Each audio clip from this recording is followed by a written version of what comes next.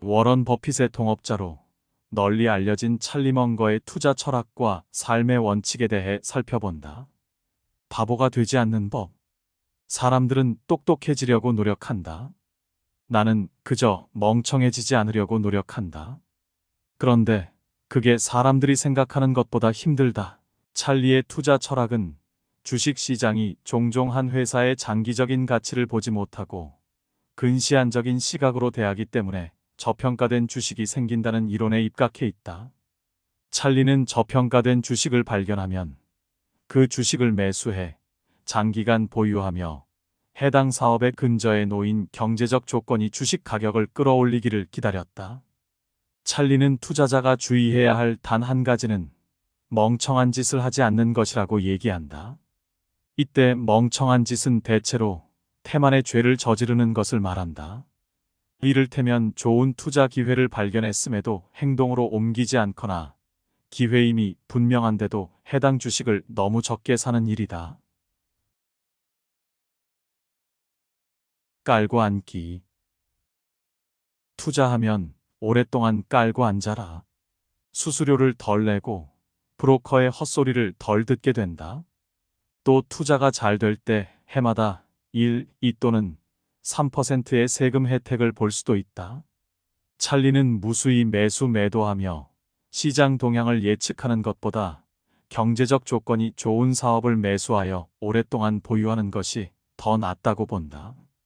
쉴 새 없이 사고 팔면 세금을 계속 내야 한다. 한 종목을 20년 동안 보유하면 세금을 딱 한 번만 내면 되며 찰리는 그것이 매년 대략 1에서 3%의 세금 절세 혜택을 보는 효과가 있다고 말한다.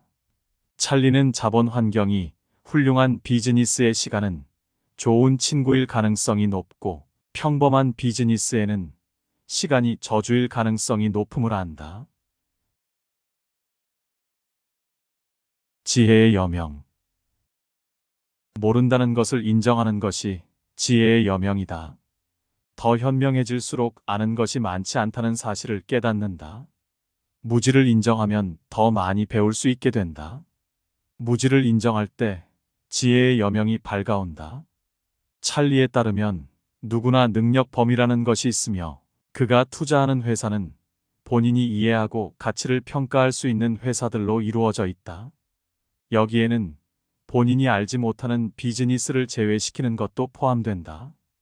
무지를 인정하면 투자를 하지 않거나 더 공부하여 가치 평가가 가능한 수준까지 이해를 높일 수 있다. 그렇게 하면 그 비즈니스는 자신의 능력 범위 안으로 들어온다. 가격이 잘못 매겨진 도박. 가격이 잘못 매겨진 도박을 찾는 것. 그것이 투자다. 도박의 가격이 잘못 매겨졌음을 알려면 그만한 지식을 갖추어야 한다. 그것이 가치 투자다. 주가가 미래 가치와 어긋나 있을 때 그 주식이 바로 가격이 잘못 매겨진 도박이다. 주가가 가치보다 높으면 주가가 회사의 장밋빛 전망을 과대평가하는 상황이다. 반대로 주가가 가치보다 낮으면 주가가 회사의 장기적 전망을 저평가하고 있다는 뜻이다. 주가가 떨어지기 시작하면 주식은 회사의 장기 전망에 비해 가격이 낮게 매겨진다. 이때 이길 확률이 높으니 주식을 매수해야 한다. 왜 이런 현상이 발생할까? 시장을 주도하는 기관 투자자의 근시안적인 본성 때문이다. 이들은 향후 6개월간 주가가 어디로 향할지에 관심을 갖는다. 찰리는 이와 달리 한 회사의 근저에 놓인 사업 조건이 향후 10년간 어느 방향으로 향하는지에 관심을 갖는다. 가격이 잘못 매겨진 도박, 즉 매수의 기회는 바로 이 차이에서 만들어진다. 분산 투자. 찰리는 분산 투자야말로 미친 짓이라고 생각한다. 분산 투자는 금융 컨설턴트와 증권 중개인이 형편없는 성적을 내는 것을 방지하는 수단이지만 반대로 탁월한 실적을 내지 못하게 막는다. 50개 혹은 그 이상으로 폭넓은 분산 투자를 하면 손실을 수익이 상쇄하고 마찬가지로 수익을 손실이 상쇄한다. 분산 투자는 기본적으로 시장 혹은 인덱스 펀드를 흉내내는 상황을 만든다. 분산 투자를 권하는 상담사는 대박을 치지도 쪽박을 차지도 않는다. 그저 무난할 뿐이다. 찰리는 좋은 회사에 합당한 가격으로 투자하면 보유 종목을 10개 미만으로 줄이면서도 여전히 예상치 못한 사업 실패로부터 보호받을 수 있고 10년에서 20년 동안 견조한 수익을 낼 수 있음을 알아냈다. 큰 베팅의 순간. 좋은 투자 아이디어는 드물다는 것을 기억하라. 이길 확률이 정말 높다면 크게 베팅하라. 코앞에 굉장히 좋은 투자처가 있어도 대부분의 투자자는 소액만 찔끔찔끔 투자한다. 그래서는 큰 돈을 벌 수 없다. 그럼 언제가 기회일까? 찰리는 어떤 거시경제적 사건으로 주가가 폭락할 때 가능한 많이 매수한다. 찰리의 세계에서는 장기적인 성장 동력을 가진 회사에 투자하면 주가가 떨어질수록 더 큰 기회가 열린다. 찰리는 그럴 때 크게 베팅하라고 말하는 것이다. 선견지명. 그는 뭔가를 정확히 예측한 적이 한 번도 없다. 그는 정확한 예측으로 돈을 벌지 않는다. 그저 좋은 비즈니스에 들어가 거기에 머물 뿐이다. 찰리는 날씨, 선거 결과, 경제, 주식시장, 특히 주식시장의 미래를 잘 예측하지 못했다. 주식시장에서 어떤 일이 일어날 것이라고 경제지에 떠드는 말을 찰리는 헛소리 취급했다. 찰리는 그저 좋은 비즈니스를 좋은 가격에 살 기회를 찾았다. 하지만 한 가지는 예견했다. 주식시장에는 정신 차리기 힘들 정도의 호황과 급격한 주가 상승 시기가 있기 마련이고 보통 그 뒤를 극심한 공황과 처참한 주가 폭락이 찾아온다는 것이다. 그렇다면 그가 이런 순간이 언제 발생할지를 정확하게 예측할 수 있을까?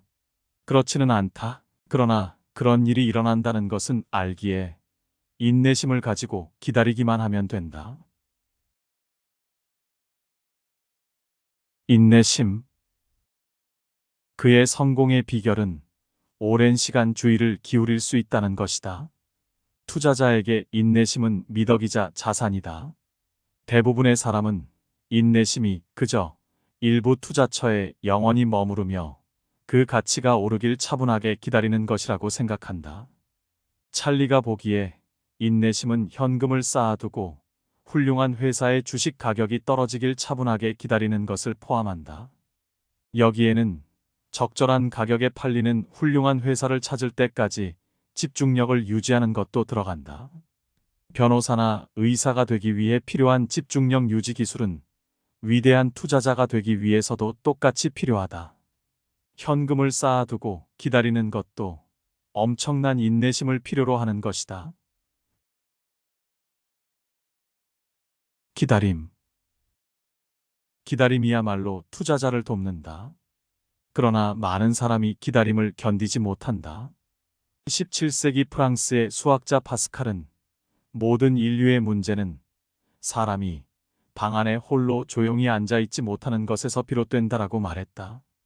견고한 비교 우위가 있는 훌륭한 회사가 좋은 가격에 팔리기를 기다려야 한다. 그리고 찰리가 말하는 좋은 기다림은 한두 달을 말하는 것이 아니다.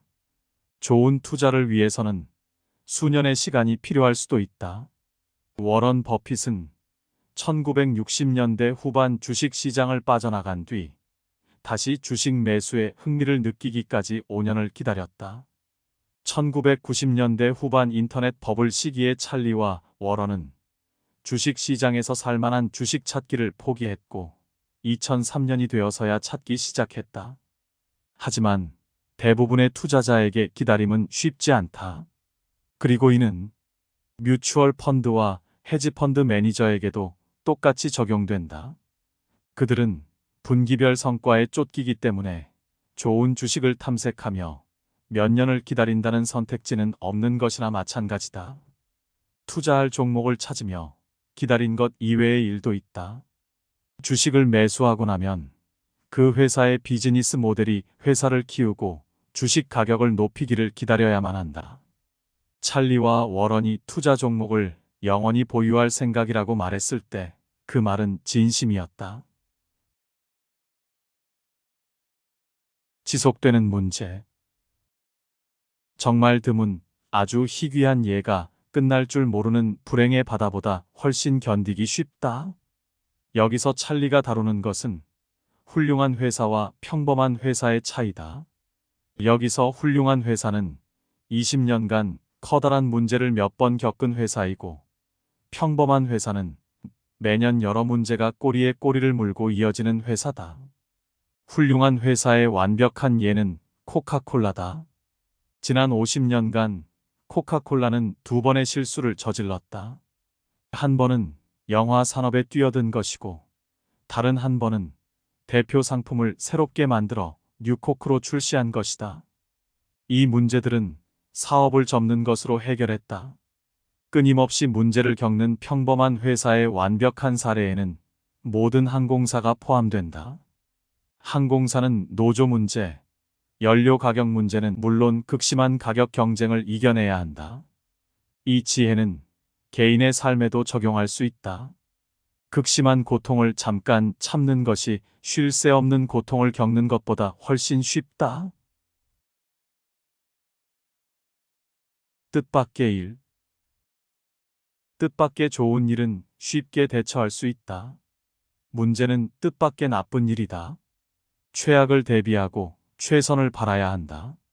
최악을 대비하는 것은 언제나 현명한 일이다. 벤저민 그레이엄의 안전마진은 최악의 상황으로부터 보호받고자 고안되었다. 주식에 관한 한 찰리는 안전마진을 가격과 가치의 측면에서 생각한다. 안전마진은 가격이 낮을수록 그리고 사업 가치가 높을수록 높아진다고 보았다. 주가가 오르면 안전마진은 증발하기 시작한다. 사업 가치가 낮아지면 안전마진 역시 하락한다.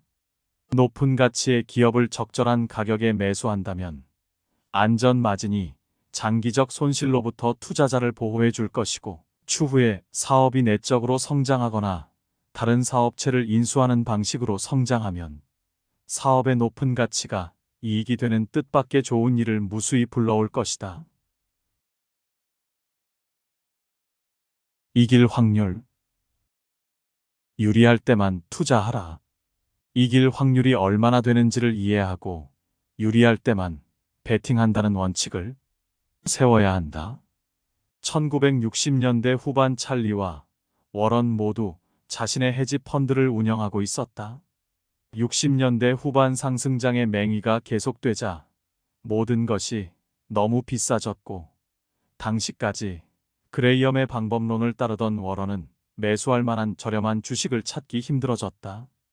이에 워런은 투자 전략을 바꾸는 대신 자기 헤지 펀드를 접고 파트너들에게 투자금을 돌려준 뒤 자기 돈 대부분을 미국 국채와 같은 현금성 자산으로 바꿨다. 반면 찰리는 투자를 계속했고 1973년 이전까지 큰 수익을 올리다가 1973년에서 1974년의 주식시장 폭락으로 파트너들의 투자금을 절반 가까이 잃었다. 찰리는 이 시기를 인생 최악의 순간으로 꼽는다. 이와 달리 주식시장이 과열되었다고 생각해 엄청난 현금을 깔고 앉아있던 워런은 주식시장이 폭락하여 수십 개의 훌륭한 회사들이 헐값에 시중에 나온 것을 보게 된다. 수중에 현금이 충분했던 워런은 그 기업들을 싼 값에 매수할 수 있었다. 찰리는 현금이 없었기에 그러지 못했다.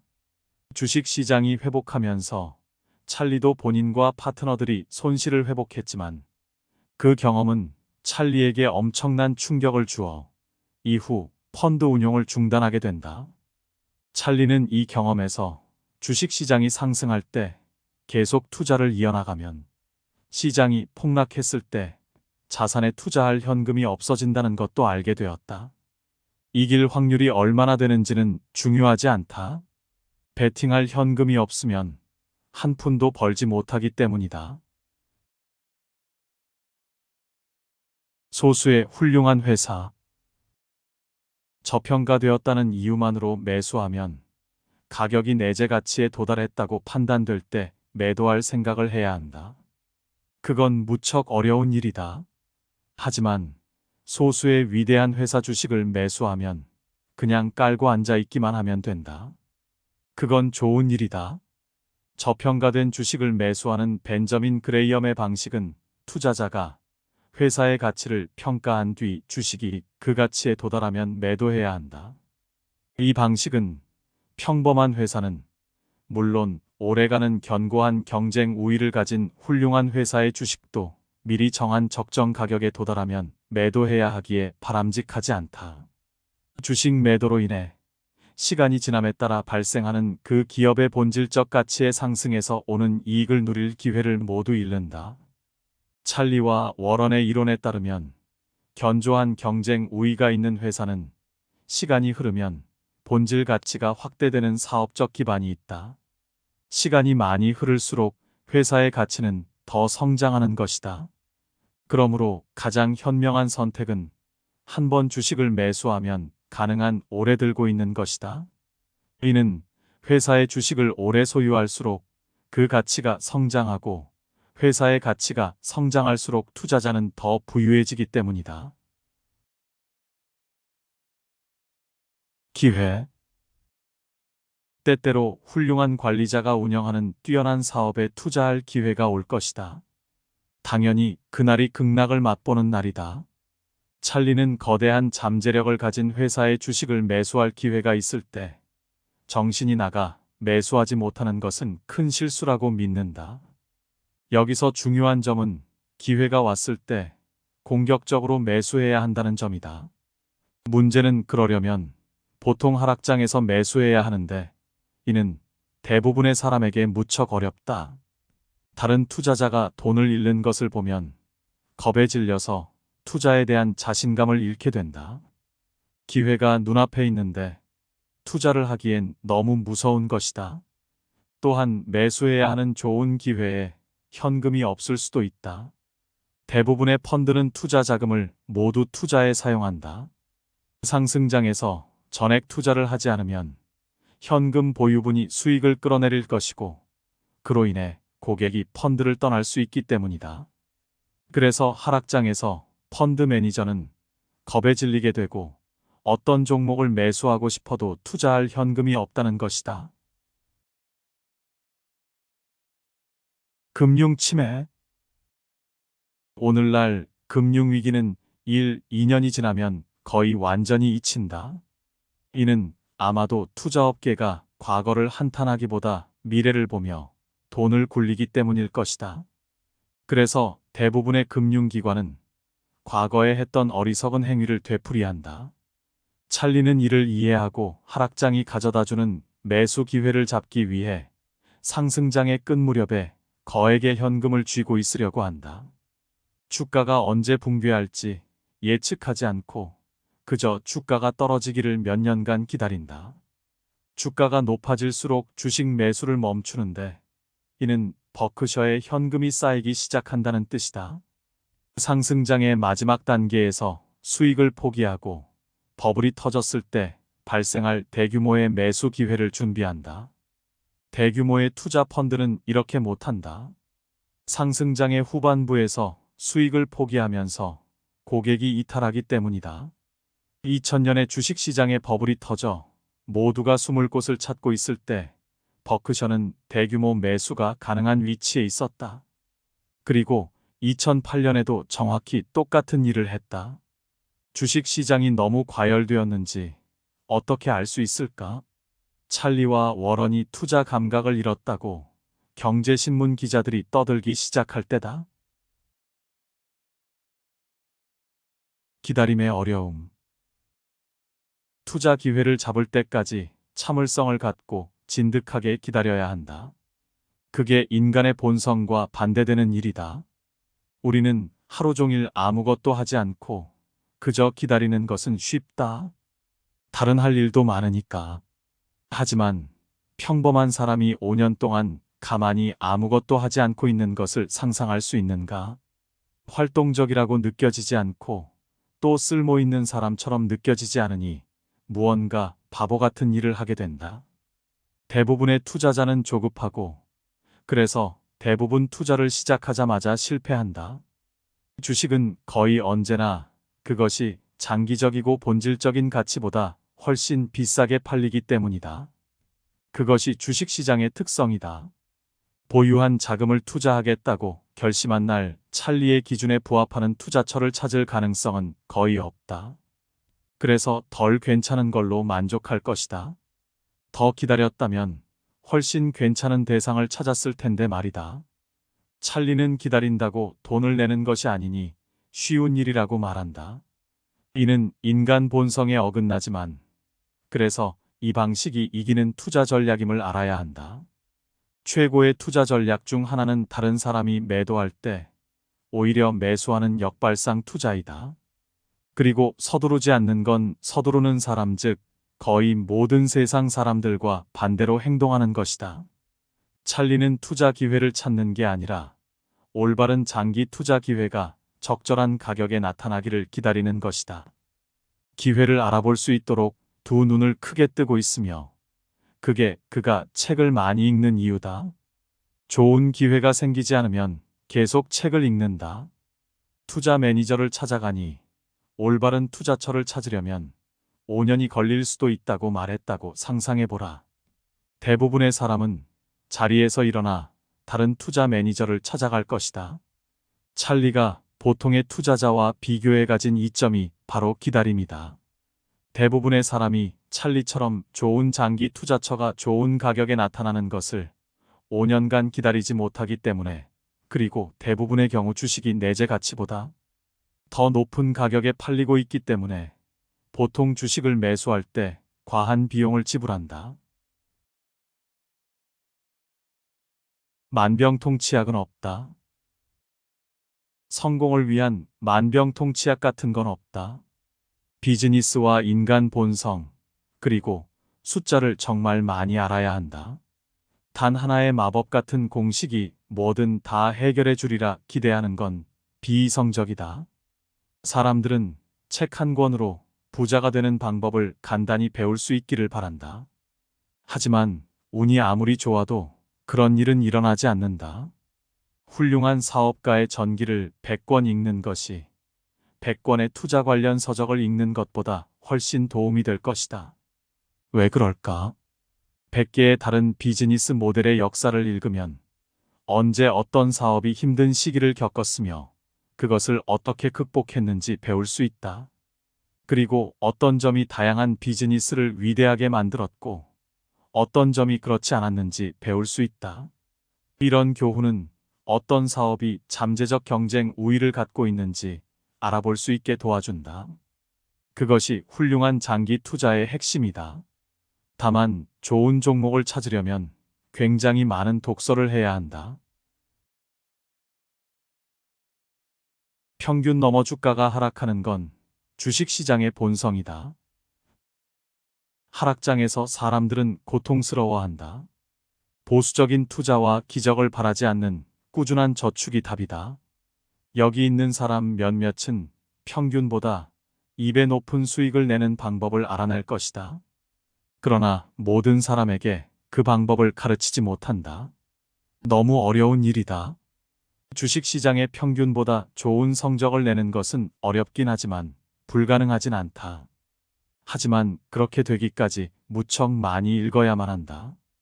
대부분의 사람에게는 돈을 저축하다가 하락장에서 인덱스 펀드에 가입하여 계속 보유하는 것이 가장 단순하고 쉽고 안전한 투자다. 인덱스 펀드에 투자한 사람은 은퇴하고 나서 필요에 따라 그것을 팔면 된다. 하지만 투자 지식을 얻고자 공부에 많은 시간과 에너지를 투자하는 사람에게 주식시장은 상상하기 힘들 만큼 거대한 부를 쌓을 수 있는 끝없는 기회의 바다이다. 커리어. 그가 조언하는 커리어에 세 가지 규칙이 있다. 1. 내가 사지 않을 것을 팔지 마라. 2. 존중하고 존경하지 않는 사람 밑에서 일하지 마라. 3. 좋아하는 사람하고만 같이 일하라. 왜 자기가 사지 않을 물건을 팔면 안 될까?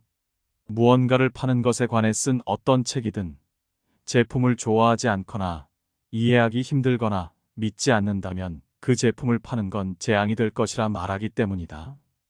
위대한 영업자는 자기 상품을 믿는다. 그게 성공의 비결 중 하나이다. 왜 존경하지 않는 사람과 일을 하면 안 될까? 그가 가르쳐 줄 것이 없고 지성과 삶이 나아가도록 돕지 못하기 때문이다. 왜 좋아하지 않는 사람과 같이 일하면 안 될까? 일은 삶이고 부유한 삶의 척도 중 하나는 자기 일을 좋아하고 함께 시간을 보내는 사람을 좋아하는 것이기 때문이다. 일터에서 일하면서 비참함을 느낀다면 아무리 많은 돈을 벌어도 그건 너무나 안타까운 삶이다. 전문화. 극단적인 전문화가 성공의 길이다. 대부분의 사람에게는 세상을 이해하려고 노력하는 것보다 전문화에 힘쓰는 것이 훨씬 좋다. 전문화는 모든 이들에게 생존의 핵심이며 모든 사업적 성공의 핵심이다. 전문화는 경쟁으로부터 우리를 보호한다. 진입 장벽을 만들 수 있기 때문이다. 전문화가 어려울수록 진입 장벽도 높다. 다른 모든 사람이 하는 일을 하면 모든 사람과 경쟁해야 한다. 하지만 전문성을 기르고 강화하면 대중과 차별화된다. 은퇴. 끊임없이 생각하고 끊임없이 독서하면 일을 하지 않아도 된다. 미래가 없는 직장에 지쳤는가? 상사가 힘들게 하는가? 그럼 계속 생각하고 계속 책을 읽으라. 그러면 괜찮을 것이다. 찰리가 보기에 그것이 투자 게임의 전부이기 때문이다. 많이 생각하고 많이 읽어야 한다. 찰리는 하루에 많으면 600페이지 정도를 읽는다고 한다. 여기에는 매일 읽는 신문 세부와 일주일에 통상적으로 읽는 책 몇 권이 포함된다. 물론 때때로 로스앤젤레스 컨트리 클럽에 가서 클럽 샌드위치와 콜라를 즐기기도 한다. 찰리는 열심히 책을 읽으면서도 여유를 즐길 줄 아는 사람이었다. 분수에 맞는 삶. 모차르트는 화려한 삶이 삶을 망친 좋은 예다. 그의 업적이 줄어든 것은 아니다. 모차르트의 음악적 재능은 사상 최고였는지도 모른다. 하지만 그는 애초부터 꽤나 비참했다. 평생을 소득보다 많이 소비하며 살았다. 그것이 사람을 비참하게 만든다. 찰리가 부를 축적한 비결 중 하나는 젊은 시절 혼신의 힘을 다해 절약을 한 것이다. 한 푼 한 푼 아낀 돈이 투자 자금이 되었다. 과소비는 우리를 비참하게 만들 수 있으며 돈을 덜 쓰고 지혜롭게 투자하면 부의 추월차선 위를 달리게 될 것이다. 성공의 비밀. 그는 관심 없는 분야에서 크게 성공한 적이 한 번도 없었다. 큰 흥미를 느끼는 무언가를 찾지 못하면 제법 똑똑한 사람이라고 해도 크게 성공하기는 힘들 것이다. 찰리는 위대한 사업가의 핵심은 그 비즈니스를 향한 열정이라고 종종 말한다. 그런 열정을 가진 사람의 비즈니스는 일이 아니다. 평생의 사랑이다. 그들은 집보다 일터에 있길 원한다. 그들은 일에 대한 열정이 삶을 움직이고 정의하는 예술가다. 여기서 찰리는 이 이론이 우리가 하는 모든 일에 적용된다는 말을 하는 것이다. 무언가에 성공하려면 그것에 대한 열정이 있어야 한다. 지적 능력보다는 그 열정이 성공 여부에 결정적이다. 스티브 잡스가 말한 것처럼 일은 삶의 많은 부분을 채울 것이다. 그러므로 진정으로 만족스러운 삶을 사는 유일한 방법은 자신이 위대하다고 생각하는 일을 하는 것이다. 그리고 위대한 일을 할 수 있는 유일한 방법은 자기를 사랑하는 것이다. 공부벌레. 워런은 지구상 최고의 공부벌레 중 한 명이다. 워런의 투자 기술은 65세가 된 이후로 눈에 띄게 좋아졌다. 워런과의 모든 투자 과정을 검토한 결과 분명하게 말할 수 있다. 만약 그가 이미 알고 있는 것에 안주했다면 버크셔의 투자 성과는 지금 우리가 알고 있는 것의 희미한 그림자 정도밖에 되지 않았을 것이다. 역사상 최고의 투자자 워런 버핏도 65세가 된 이후에 투자가 더 발전했다고 한다. 정말 늦다고 생각할 때가 가장 빠른 시기인 것 같다. 워런은 65세가 된 이후에 훨씬 더 훌륭한 투자자가 되었으며 이는 나이에 상관없이 거의 모든 사람에게 희망이 있다는 뜻이다. 특히 투자 시장에서는 은퇴한 이후에도 계속해서 공부하는 것이 큰 도움이 된다. 학습이란 모든 투자자가 꾸준히 해야 하는 의무이다. 학습 기계.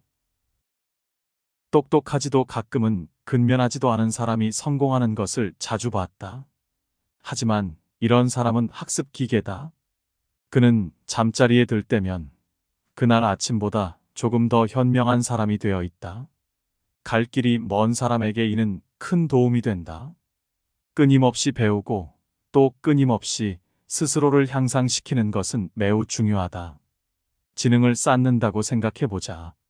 노력을 더할수록 지성이 더 풍부해질 것이다. 그리고 투자의 특이한 점 중 하나는 나이를 더 먹고 더 많은 것을 배울수록 더 훌륭한 투자자가 된다는 것이다. 투자 분야는 독특하다. 투자자에게 필요한 육체적 자질은 시력, 맑은 정신, 그리고 책의 책장을 넘길 수 있는 기술 정도다.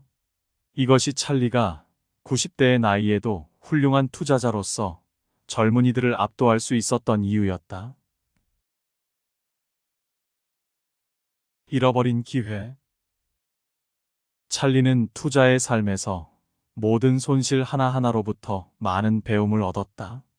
찰리가 매우 경쟁적인 산업, 섬유재화, 의류, 소매업, 그리고 항공의 문제를 한 번도 겪어보지 못했다면 그는 코카콜라나 시즈캔디처럼 소비자 독점의 지위를 가진 회사를 소유할 통찰력을 갖지 못했을 것이다. 또한 가이코와 같은 저비용 생산이 비교 우위가 될 수 있음을 알지 못했을 것이다. 1973년에서 1974년의 주식시장 폭락을 경험하지 않았다면 2008년, 2009년 웰스파고 주식을 매수하기 전까지 현금을 쌓아둘 통찰력을 갖지 못했을 것이다. 실패의 경험이 찰리의 성공의 근원이었다고 말할 수 있다.